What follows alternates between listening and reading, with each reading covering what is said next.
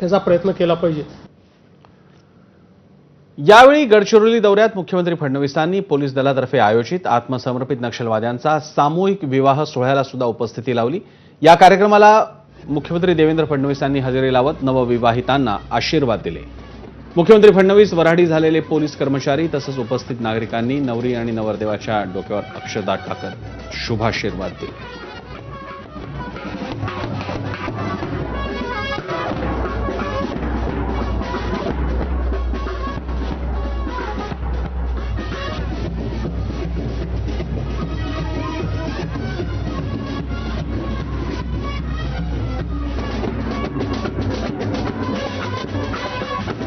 समाज में इस तरह शादी करने के ये मौका नहीं मिला था।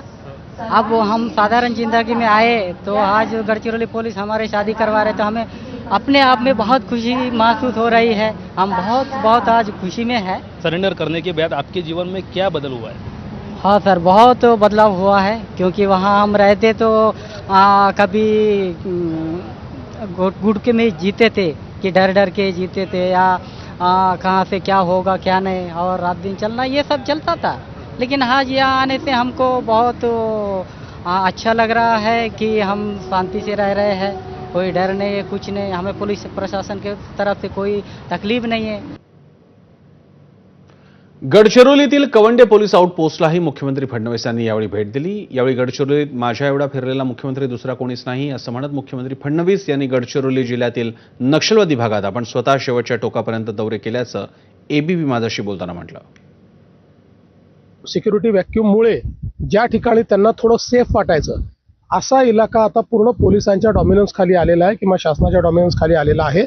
सिक्युरिटी फोर्सेस आता त्या ठिकाणी आहेत, त्यामुळे त्यांना ऑपरेशन्स करण्याकरता कुठेही आता स्कोप उरलेला नाही। गडचिरोली जिल्ह्यामध्ये माझ्या एवढा फिरलेला दुसरा कुठलाच मुख्यमंत्री महाराष्ट्रात नाही।